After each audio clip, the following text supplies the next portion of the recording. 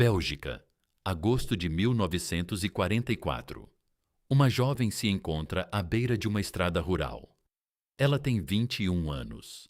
Veste um vestido simples. Carrega uma mala nas mãos. Dentro dela, há um transmissor de rádio sem fio.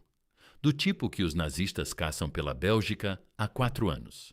Do tipo que, se descoberto, leva-se a um porão escuro, um oficial da Gestapo e uma sequência de perguntas que ninguém sobrevive para responder. Um carro militar alemão para ao lado dela. O oficial no banco do passageiro observa a mala. Depois, encara a jovem.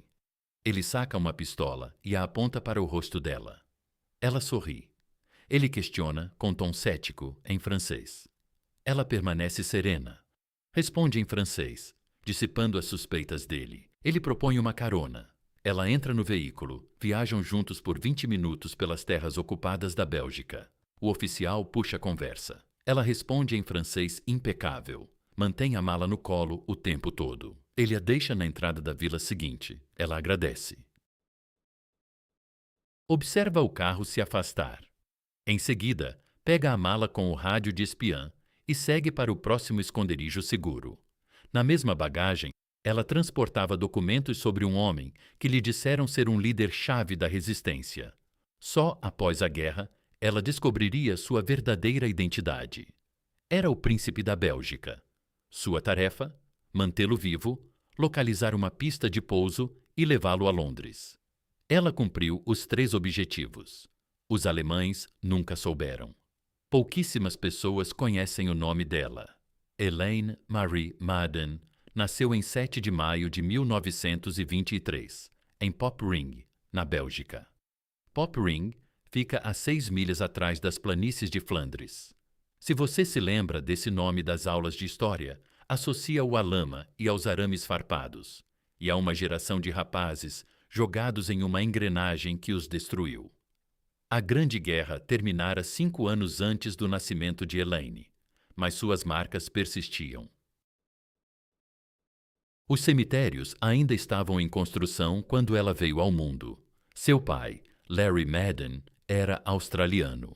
Veio à Bélgica como soldado naquela guerra, sobreviveu e ficou para trabalhar na Comissão de Cemitérios de Guerra Imperial, a entidade que erguia, cuidava e registrava os locais de sepultamento dos que não voltaram. Ele passava os dias entre túmulos. Casou-se com uma belga local, Caroline Dupenel, e tiveram uma filha, Elaine. Aos 9 ou 10 anos de Elaine, a mãe faleceu. Caroline tinha 32 anos. Foi um aborto espontâneo seguido de septicemia, uma morte rápida e inevitável, sem espaço para negociações. Larry Madden já bebia antes da perda da esposa. A morte piorou tudo. Ele perdeu o emprego na Comissão de Cemitérios de Guerra em 1932. Os registros não esclarecem se pediu demissão ou foi demitido. Então, disse algo à filha que Elaine carregaria pelo resto da vida. Não a quero. Ela se parece demais com a mãe.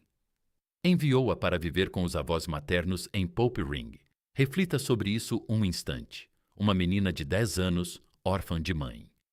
O pai vivo, olhando para ela e concluindo que não suportava vê-la, mandando-a embora. Os avós possuíam o Palace Hotel nos Rudipers. Era uma casa aconchegante, respeitável, em uma cidade digna. Matricularam-na na British Memorial School, em Ypres, onde filhos de famílias britânicas ainda atuando em Flandres estudavam. Depois, enviaram-na para um colégio interno de convento. O lugar exigia meias grossas pretas e túnicas até os tornozelos. Elaine usou por algumas semanas. Então, pegou uma tesoura, cortou a túnica até os joelhos e as meias na altura do tornozelo. O convento pediu aos avós que a buscassem. Ela tinha 12 anos e já tinha opiniões firmes sobre certas coisas. Retornou à escola britânica no último ano. Foi nomeada prefecta, responsável pela ordem dos alunos mais novos. A instituição que a acolheu não se espantou. Tinham lido sua essência corretamente. Aos 17, noivou. O nome dele era Edgar Calant, Um oficial belga. Ela tinha 17 anos. Ele era mais velho. Era 1940. E o mundo estava prestes a virar de cabeça para baixo, tornando o noivado irrelevante. 10 de maio de 1940. A Alemanha invadiu Bélgica, França e Países Baixos ao mesmo tempo. O regimento de Edgar Calant foi convocado. Helena nunca mais o viu. Ela não devia estar em Dunkirk. Quando o exército alemão avançou pela Bélgica, em maio de 1940, foi veloz. Não houve recuo organizado, nem rota segura de fuga. A linha de frente desmoronou em dias, não semanas. Elaine Madden tinha 16 anos. O noivo estava no fronte. Os avós, idosos demais para fugir. Ela fugiu mesmo assim. Ao lado da tia de 19 anos, Simone Dupencel, rumou para a costa. O plano era simples e arriscado. Chegar ao mar, atravessar para a Inglaterra. O que viria depois seria preocupação para outro momento. As estradas viraram um caos. Soldados, civis, refugiados, carroças, cavalos, automóveis. Tudo se movendo em direção à costa. Todos sabiam que o exército alemão avançava logo atrás. As estradas estavam destruídas por bombas. Pessoas morriam nelas. Em algum ponto do caminho, Elaine e Simone acabaram em um celeiro, se escondendo, à espera das patrulhas alemãs passarem. 3 soldados britânicos as encontraram: Knocker, Smudger e Gary. Não eram seus nomes verdadeiros, mas apelidos do exército, daqueles que grudam e substituem o que um homem chamavam em casa. Os soldados tentavam chegar a Dunkirk, como todo mundo. Olharam para as 2 mulheres, fizeram um rápido julgamento. Entregaram a Elaine e a Simone seus grandes casacos e capacetes de lata. Os 5 seguiram juntos para Dunkirk. 2 mulheres vestidas como soldados britânicos, cercadas por 3 homens que se fechavam ao redor delas sempre que alguém olhava com atenção. Ao chegarem lá, Elaine contou depois. O lugar inteiro estava em chamas. Nunca vi nada igual, nem em filmes. Pensei que meu fim havia chegado. Dunkirk, em maio e junho de 1940. Era um caos com cerca de 400 mil homens, a maioria britânicos, tentando evacuar pelo Canal da Mancha em qualquer coisa que flutuasse. As praias sofriam ataques aéreos. O porto era bombardeado por artilharia. Homens morriam na água. Homens morriam esperando nas dunas. Toda a estrutura do mundo militar organizado desmoronara em uma única pergunta desesperada. Será que conseguiríamos tirar esses homens antes que os alemães fechassem o cerco? Não era para evacuar mulheres. Knocker, Smudger e Gary levaram Elaine e Simone até uma escada de corda pendurada na lateral de um arrastão. Elas subiram. O capitão do navio estava no topo. Viu 2 mulheres em casacos grandes do exército britânico escalando para bordo de seu barco. Fechou os olhos para aquilo. Deixou-as entrar. O arrastão cruzou o Canal da Mancha. Ao desembarcarem na Inglaterra, o MI5 interrogou as 2. Procedimento padrão para quem saía de território ocupado. Podiam ser espiãs. Podiam carregar informações que os alemães queriam espalhadas. Os oficiais fizeram as perguntas, analisaram os depoimentos e as liberaram. Elaine Madden chegou à Inglaterra sem nada. Sem pertences, sem dinheiro, sem planos, sem noivo, sem família no país. Ela tinha 16 anos e saíra da Bélgica vestida com o casaco de um homem morto. Encontrou uma tia em Streatham, no sul de Londres, e se instalou lá. 4 anos depois, o dossiê do MI5 sobre ela destacaria com especial atenção que ela conseguira fugir da Bélgica, ocupada disfarçada de soldado britânico, aos 16 anos. Estavam de olho nela desde Dunkirk, em Londres. O Blitz, 4 anos e um almoço. O Blitz de Londres começou em setembro de 1940. 3 meses após Dunkirk, a Luftwaffe alemã iniciou bombardeios sistemáticos na cidade, noite após noite, por 57 noites seguidas, e depois de forma intermitente ao longo do ano seguinte. Elaine Madden vivia no sul de Londres durante tudo isso. Chegara sem nada e construiu algo: uma vida, um emprego, amigos, um apartamento em Battersea compartilhado com uma mulher chamada Susan. Trabalhou, se adaptou. Aos 17 anos, enfrentava o bombardeio aéreo de uma cidade que a acolhera por necessidade.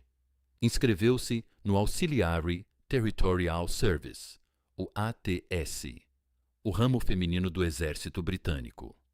Quando atingiu a maioridade, o ATS realizava tarefas essenciais: observadoras de antiaéreos, motoristas, secretárias, telefonistas, o suporte administrativo inteiro de um exército em guerra. Elaine não se interessava pelo suporte administrativo. Falava 3 línguas: inglês, francês e flamengo. Conhecia a Bélgica como só alguém crescido lá poderia conhecer: as ruas, os dialetos, os códigos sociais, o jeito das pessoas sob ocupação. Entendia o que os alemães haviam feito com o país que considerava seu. Contou a Susan que queria fazer algo que usasse isso, algo além do ATS. O que veio depois foi um daqueles instantes pequenos que mudam tudo. Um oficial americano tinha o hábito de convidar Elaine e Susan para almoços de vez em quando. Descontraídos, amigáveis, nada formal. Numa tarde, Elaine desabafou sua frustração. Tinha habilidades que o ATS ignorava. Falava 3 línguas, conhecia a Bélgica. O oficial ouviu. Depois, propôs marcar uma reunião. Havia um homem na embaixada americana, disse ele, recrutando gente para operações secretas não especificadas. Elaine aceitou antes mesmo de compreender direito. A reunião foi na embaixada. O homem fez suas perguntas. Em seguida, observou que ela era britânica, não americana. Então, precisaria consultar os serviços britânicos primeiro. Se eles a quisessem, ele a liberaria. Os britânicos a queriam. O MI5 guardava seu arquivo desde Dunkirk. Ela encontrou algumas pessoas no sul de Londres. O SOE, o Special Operations Executive, o Exército Secreto de Churchill, ofereceram-lhe a Bélgica, as chances reais, o que ela estava aceitando de verdade. Antes de ser aceita na SOE, alguém se sentou com Elaine Madden e explicou as probabilidades reais. Essa era uma prática padrão da SOE. Eles não escolhiam candidatos apenas pelo entusiasmo. Preferiam quem compreendia de verdade o que estava aceitando, pois a coragem sem informação acabava matando todo mundo.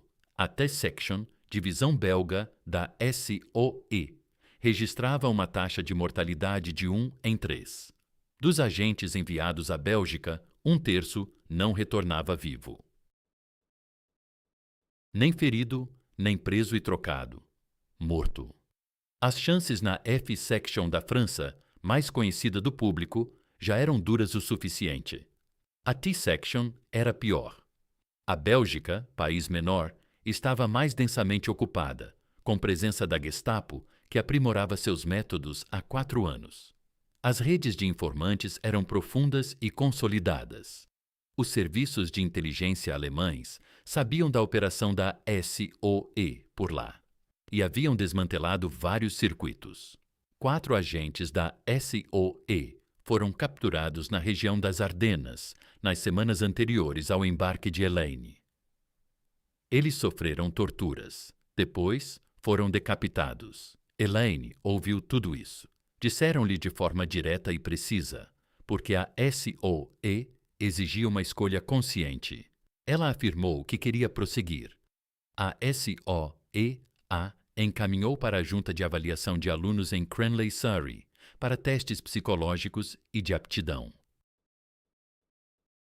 O líder do curso, ao avaliá-la, registrou em seu relatório: essa moça tem boa inteligência, postura confiante, imaginação viva e capacidade para ações decisivas. Não há dúvida sobre seu desejo desinteressado de auxiliar a causa belga. Ela é sofisticada para a vaidade e sua noção dos poderes de atração não deve atrapalhar o foco na missão. Aquela última frase, leia de novo. Sua noção dos poderes de atração não deve atrapalhar o foco na missão. Em linguagem burocrática e concisa de 1944, ele quis dizer que ela sabe de sua atratividade. Sabe o impacto que causa nas pessoas e não vai se deixar desviar por isso. Ele errou na previsão. A atração não a desviaria do trabalho. A atração era o trabalho em si. Uma mulher de 21 anos, capaz de entrar em uma sala cheia de oficiais alemães e fazê-los desejarem ajudá-la, não era um risco. Era uma arma. O treinamento moldava espiões de dentro para fora. O curso da SEE não visava criar confiança.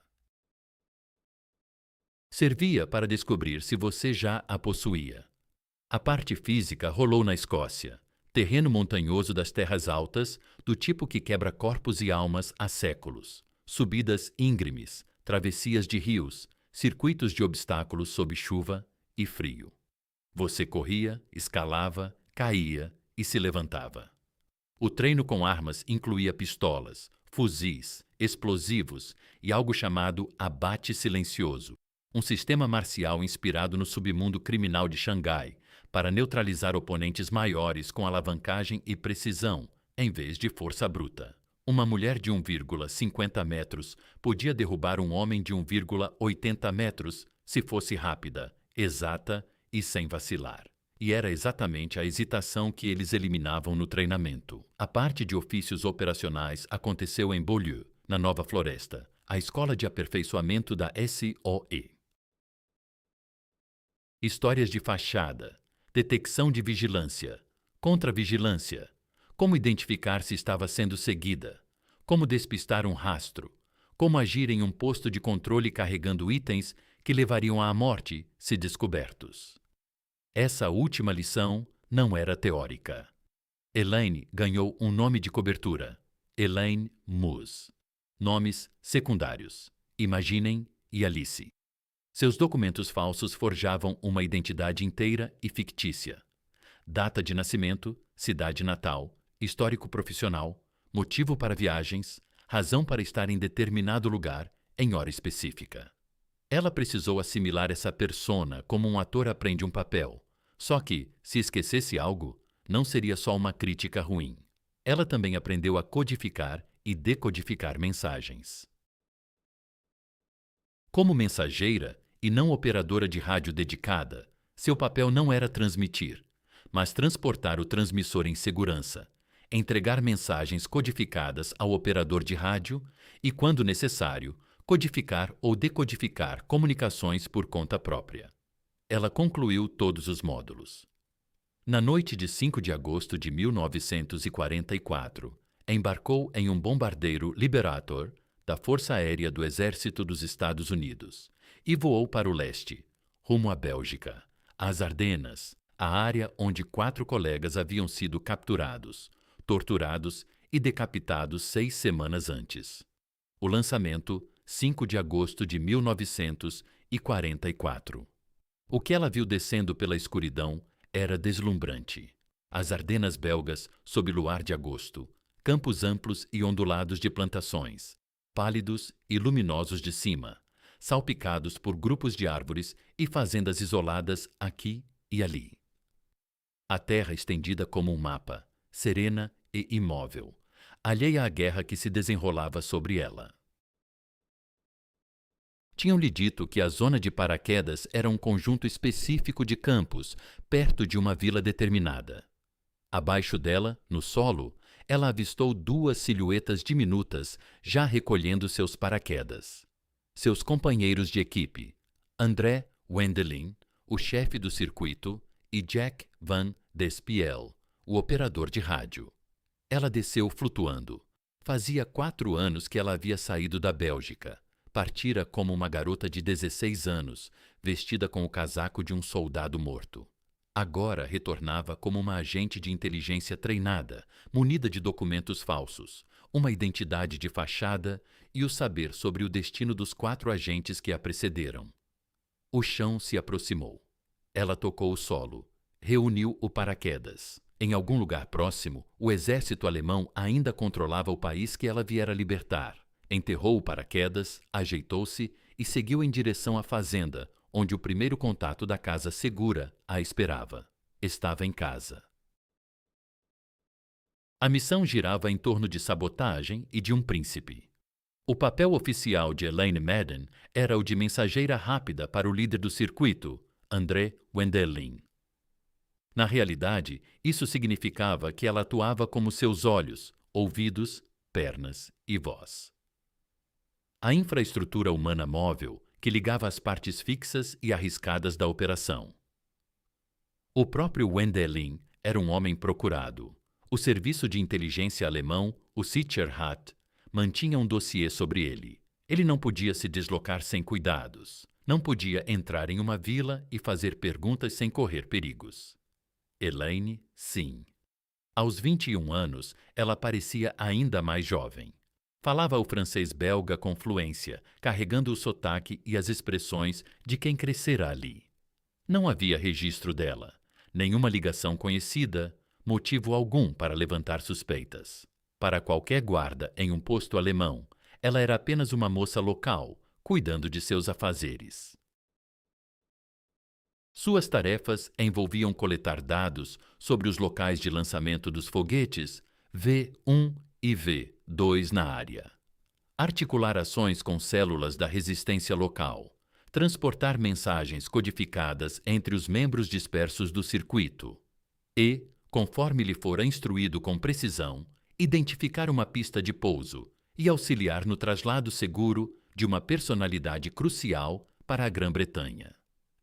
Disseram-lhe que se tratava de um líder sênior da resistência.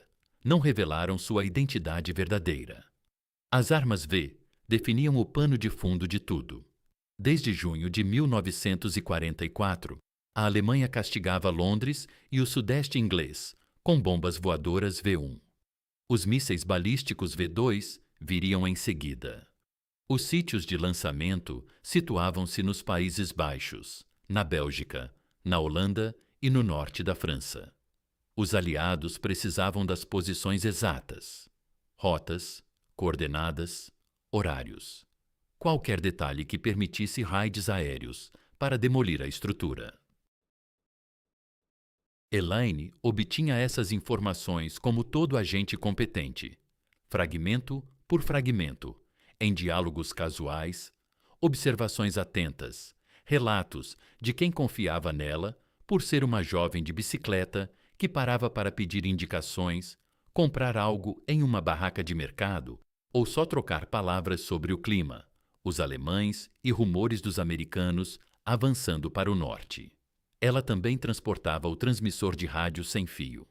Nem sempre, é claro, o aparelho, disfarçado em uma maleta comum, circulava entre os integrantes da equipe, dependendo de quem viajava e para onde. Mulheres raramente eram revistadas em controles rotineiros ou buscas surpresa. Jovens do sexo masculino em idade de serviço militar. O tipo que os alemães caçavam para trabalho forçado eram parados o tempo todo. Assim, Elaine o levava com mais frequência do que os outros. A carona de 20 minutos que devia ter sido o fim. Eis o que se sabe do ocorrido.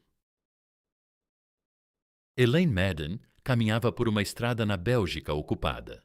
Levava o transmissor de rádio na maleta. Um veículo militar alemão parou. O oficial no interior ofereceu levá-la até o vilarejo seguinte. Ela topou. Pare para pensar nisso, pois a decisão dela exigiu um julgamento que a maioria das pessoas nessa circunstância não conseguiria fazer. A primeira escolha, recusar a carona. Agradecer. Dizer que preferia ir a pé. Essa era a alternativa segura, a evidente, a que todo instinto e toda lógica endossariam. Mas também a que soava estranha. Uma moça sozinha numa estrada rural, rejeitando a gentileza de um oficial alemão, parecendo ansiosa, afastando-se depressa. Era o tipo de atitude que a Gestapo ensinara seus delatores e colaboradores a vigiar. Precisamente, o comportamento equivocado que levava a uma denúncia, a um dossiê aberto. A segunda opção, aceitar a carona.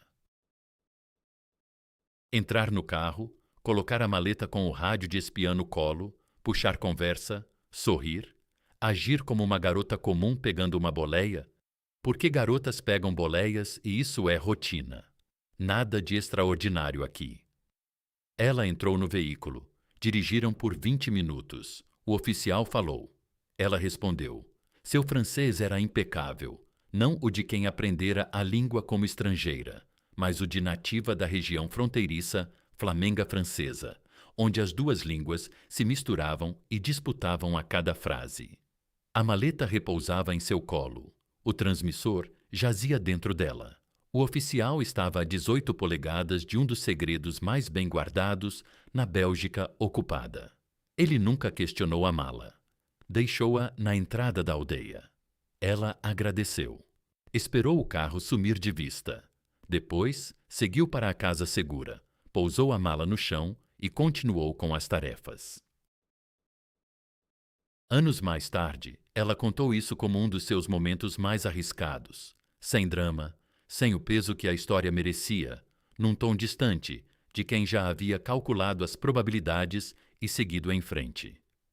Só jovem e animada, disse ela, só fazendo o que era preciso. Essa foi a única vez em que ela enfrentou qualquer problema. O segundo incidente arriscado foi bem diferente, mais lento, prolongado, intencional de ambos os lados. Ela percebeu que estava sendo seguida. Não era um posto de controle, nem um oficial fazendo perguntas, mas uma perseguição constante. Alguém que a pegara num ponto específico e se mantinha ao seu lado, acompanhando seu ritmo, sem se aproximar o suficiente para confrontá-la, mas sem se afastar também. Era exatamente o tipo de situação para a qual o treinamento de detetive a preparara, contra-vigilância. A técnica de despistar um rastro sem deixar claro que você sabe da presença dele. Porque no instante em que você demonstra saber, seja correndo de repente, virando bruscamente ou se escondendo numa porta, de forma que revele conhecimento de espionagem, você entrega ao perseguidor tudo o que ele queria saber. Ela não correu.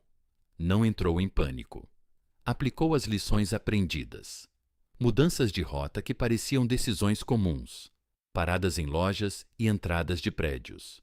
Voltas que mais pareciam arrependimentos do que manobras de detecção. Ela se livrou do seguidor. Quando questionada depois, chamou isso de a única vez em que tive qualquer problema. A única ocasião em que fora levada de carro por um oficial alemão com um rádio de espiã no colo, e ela considerava essa perseguição, provavelmente por um informante ou agente da Gestapo, o único contratempo. Essa escala de valores sobre o que ela via como problema revela tudo sobre o tipo de mulher que era. O príncipe, o VIP, que ela protegia sem saber o motivo. Uma das missões de Elaine, na Bélgica, era servir de elo entre o circuito e uma figura crucial, que lhe disseram ser um líder-chave da resistência. Ela codificava e decodificava as mensagens dele para Londres. Ajudava a localizar uma pista de pouso adequada para sua extração. Organiza a logística para tirá-lo em segurança da Bélgica rumo à Grã-Bretanha. Fez tudo isso sem saber quem ele era. O SOE compartimentalizava as informações por razões de segurança. O que você não sabe, não pode revelar. Se capturada e interrogada, ela não daria um nome que não possuía. Não era desconfiança em relação a ela. Era o procedimento padrão. Ninguém sabia mais do que o necessário para cumprir o dever. Ela cumpriu o seu. A pista foi encontrada e preparada. As mensagens foram codificadas e enviadas. A extração foi planejada. O homem escapou. Após a guerra, Elaine descobriu quem protegia. O príncipe Carlos da Bélgica, conde de Flandres, irmão do rei Leopoldo III.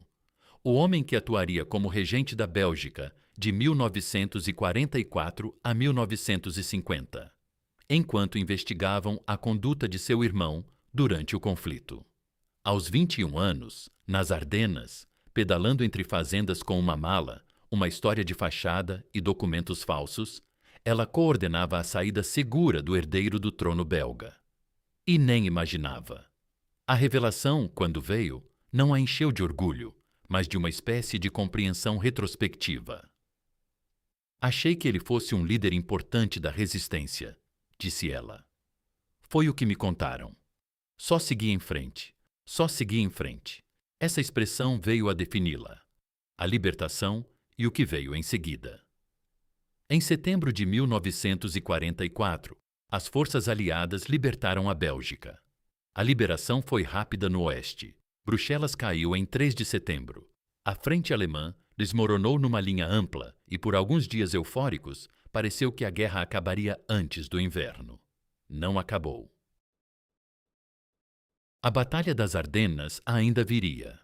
Mas a Bélgica estava livre e Elaine Madden ajudara a libertá-la. A maioria teria voltado para casa. Elaine se juntou a um grupo do SOE, liderado por René Westrepen, atuando no oeste dos Países Baixos. Trabalhou como codificadora ao lado do operador de rádio Michael Blay, fornecendo inteligência ao primeiro exército canadense enquanto avançava para o norte. E, em algum momento dessa fase, algo mais aconteceu. Ela e André Wendelin, o líder do circuito, sob quem trabalhara nas Ardenas, tornaram-se amantes. A guerra provoca isso: proximidade, perigo e a consciência constante da mortalidade. As pessoas em quem você confia a vida acabam sendo as que confia em tudo. Após a libertação, o novo governo belga ofereceu a Wendelin o cargo de embaixador belga na Áustria. Era o tipo de posto que seu serviço na guerra lhe garantira, e ele se qualificava em todos os aspectos, exceto um. O corpo diplomático belga tinha uma regra informal, mas rígida. Os embaixadores precisavam de recursos financeiros pessoais ou de uma imagem de riqueza. A estrutura social de um cargo diplomático, os jantares, as residências, o pessoal, o guarda-roupa, demandavam um investimento que nenhum salário governamental poderia sustentar. O pai de André Wendelin era um general e eles possuíam uma casa confortável. Não eram pobres, mas tampouco tinham uma herança considerável. Elaine dispunha de ainda menos dinheiro que ele. Assim, ele se casou com alguém que tinha esses meios, uma mulher com fortuna, contatos apropriados e uma família influente. Não foi Elaine. Ela descobriu da maneira como as pessoas, em 1945, tomavam conhecimento de assuntos assim. De forma repentina, talvez por intermédio de alguém que presumia que ela já soubesse. Algo que deve ter alterado a sensação do chão sob seus pés por um bom tempo.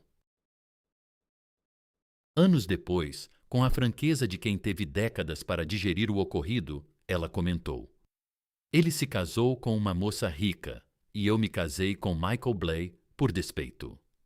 Por despeito? Aquela mulher que havia percorrido a Bélgica ocupada com um rádio de espionagem no colo, que conversara casualmente com um oficial alemão por 20 minutos sem que a voz tremesse. Afirmava que a única escolha tomada na raiva, por orgulho ferido, foi a que moldou o restante de sua existência mais do que qualquer missão. Os campos, algo para o qual nenhum preparo poderia tê-la equipado. Antes de tudo isso, antes do casamento e do que se seguiu, houve uma última operação. Em 1945, Elaine Madden se voluntariou para a Força Especial de Reconhecimento Aéreo Aliado, a SARF. O objetivo da SARF era ingressar nos campos de concentração nazistas à medida que eram libertados, em busca de indivíduos específicos, agentes sobreviventes da SOE, prisioneiros políticos belgas, membros da resistência. Essas libertações ocorreram ao longo da primavera de 1945, Bergen-Belsen em abril, Dachau no final de abril, e outros antes e depois. As forças aliadas que chegavam a esses locais deparavam com uma realidade sem precedentes ou estrutura para processá-la. As imagens da libertação de Belsen, publicadas em jornais britânicos e exibidas nos cinemas como reportagens em vídeo, que faziam as pessoas pararem o que estavam fazendo em lojas e casas por toda a Grã-Bretanha, ficando imóveis. Essas fotos foram capturadas por aqueles que entravam pela primeira vez. Elaine entrou. Ela adentrou os lugares procurando nomes em uma lista. Nomes de agentes capturados, combatentes da resistência presos, prisioneiros políticos deportados. Buscava rostos que pudesse reconhecer. Entrevistava sobreviventes. Registrava o que observava. Nunca detalhou o que encontrou. A biografia oficial, baseada em suas anotações, observa que essa vivência selou algo dentro dela. O trabalho na SOE, o perigoso, meticuloso, cauteloso e estimulante ofício de mensageira na Bélgica ocupada. Ela acabou conseguindo relatar. Não sem esforço, não de imediato, mas com o tempo. Dos campos, ela se calou. Não havia palavras adequadas. Quando a guerra terminou em maio de 1945, Elaine Madden tinha 22 anos. Ela havia fugido da Bélgica adolescente, disfarçada de soldado. Retornara como espiã. Ajudara a proteger um príncipe sem saber sua identidade. Viajara no carro de um oficial alemão com um rádio espião no colo. Saíra de campos de concentração carregando uma relação de falecidos. Agora, precisava decidir o que fazer com o resto de sua vida. Após o Congo belga, a França e 50 anos de silêncio. Depois da guerra, Elaine Madden se casou com Michael Blay por despeito, como ela mesma disse, por causa de uma ferida que ainda não cicatrizara, e talvez nunca o fizesse por completo. Eles se mudaram para o que era então o Congo belga. O Congo representava, de certa forma, o local onde ela crescera. Seu pai trabalhara na África Equatorial antes de tudo desandar, e o continente exercia uma atração sobre ela que a Inglaterra não possuía. Lá, ela construiu uma existência. Permaneceu. Não falava da guerra, não por vergonha, mas porque era algo vasto, intricado e repleto de elementos que escapavam à linguagem cotidiana. As pessoas ao seu redor não haviam passado por aquilo. A distância entre suas ações e o que ela poderia transmitir era ampla demais para ser superada em conversas comuns. Então, ela optou pelo silêncio. Seguiu em frente, como uma jovem empolgada, conforme descrevera, apenas cumprindo o necessário. E agora estava concluído, restando uma vida inteira pela frente. Por fim, ela se transferiu para a França, para Pont-Saint-Esprit, na Provença. Uma cidade de vinhedos e lavandas sob a luz do sul da França, que faz tudo parecer à sua espera. Já idosa, vivia sozinha. A escritora de biografia Sue Eliot, que a encontrou no final de sua vida, a descreveu habitando um apartamento modesto no sul da França, sentindo-se, nas palavras dela, abandonada pelo país para o qual arriscara a vida. Ela estava na casa dos 80 anos. A Croix de Guerre belga provavelmente se encontrava em algum canto daquele apartamento. Na velhice, ela por fim começou a se abrir. Lentamente, com cuidado e a exatidão de quem passou anos refletindo sobre o que realmente havia acontecido e a melhor forma de narrá-lo com sinceridade, ela conversou com Sue Eliot. Visitas semanais, anotações meticulosas, a biografia que resultou em Ouvi, Meu País Me Chamando, lançada em 2015. Ela relatou o treinamento, os Ardennes, o oficial alemão e a mala. Falou de André Wendelin, com a franqueza de quem havia se reconciliado com uma ferida antiga. Descreveu os campos de concentração em pedaços, pois era assim que as lembranças vinham. E sobre si mesma, manteve uma coerência inabalável em suas palavras. Não fui uma heroína, só jovem, entusiasmada e disposta a tudo, menos entrar para o ATS. Não fui uma heroína, mas ainda consigo me olhar no espelho e me sentir orgulhosa. O quê? Ela ganhou? Vamos somar. o que Elaine Madden conquistou: a Croix de Guerre belga, a Cruz Militar da Bélgica por bravura sob fogo inimigo, uma das mais altas condecorações militares do país.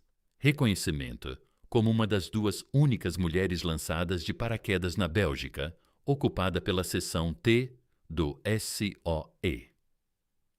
A única que cumpriu sua missão com êxito. Sobreviveu a uma operação em uma área onde 4 antecessoras haviam sido presas, torturadas e executadas nas 6 semanas anteriores à sua chegada. Probabilidade de 1 em 3 de morrer. Ela retornou viva, depois de 20 minutos no carro de um oficial alemão, com um rádio de espiã no colo. 0 prisões. Inteligência de armamento. O príncipe Charles da Bélgica, resgatado com segurança para Londres. A rede de resistência dos Ardennes preservada. Uma missão em campo de concentração. Uma lista de nomes. E 50 anos de silêncio sobre tudo isso, porque a guerra lhe trouxe experiências além das palavras comuns. Ela não era de falar sem precisão. O avaliador do SOE havia escrito. Ela não hesita em ser vulnerável e feminina quando a oportunidade surge. Ele pretendia isso como elogio, e era, mas não captava tudo. Ela não estava fingindo vulnerabilidade. Não usava a feminilidade como estratégia calculada. Pelo menos, não só isso. Estava sendo ela mesma, uma jovem de 21 anos, que dominava 3 idiomas, sabia despistar perseguidores, ficava imóvel no carro de um oficial alemão e transformava os 20 minutos seguintes em algo banal, quando o mundo inteiro fervia. E uma palavra errada, uma expressão inadequada ou um olhar suspeito para a mala errada poderia ter sido o último erro de sua vida. Ela não hesitava em ser vulnerável e feminina quando a oportunidade surgia. Também não hesitava em carregar o rádio de espiã quando mais ninguém podia, fechando o espelho. É isso que a história de Elaine Madden nos ensina. Coragem não é a falta de uma vida comum. Não é a ausência de um amor que deu errado, ou de um pai que a olhava e dizia que não a queria, ou da solidão específica de voltar de uma guerra que ninguém ao redor compreende. Coragem é o que você faz com tudo isso. É o que você constrói a partir de uma infância nas sombras dos túmulos da Primeira Guerra. É o que você decide fazer com as habilidades que já tinha antes de alguém dizer que valiam algo. Elaine Madden cresceu entre as sepulturas da Primeira Guerra. Escapou da Segunda como adolescente, vestindo um casaco de homem morto. 4 anos depois, voltou por vontade própria, de paraquedas, com documentos falsos e uma mala, que poderia matá-la. Quando perguntaram o porquê, ela disse que queria ajudar a Bélgica. Disse que ouvira seu país chamando. Na verdade, expressou de forma mais simples. Disse que era só jovem, animada e pronta para qualquer coisa, menos o ATS. O ATS era seguro. O ATS era trabalho vital feito por pessoas importantes. O ATS não a colocaria em um carro com um oficial alemão e um rádio de espiã no colo. Ela não queria o ATS. Queria a Bélgica. Queria o risco à altura das apostas. Queria fazer algo que importasse, saber que havia feito e poder se olhar no espelho. Conseguiu os 3. E no fim da vida, em um apartamento modesto na Provença, aos 80 anos, após décadas de silêncio sobre quase tudo em sua vida adulta, ela disse a única coisa sobre si mesma que era ao mesmo tempo a mais humilde e a mais verdadeira que alguém pode afirmar sobre o que fez com o tempo que teve. Não fui uma heroína, mas ainda consigo me olhar no espelho e me sentir orgulhosa. Ela conseguia. Ela merecia.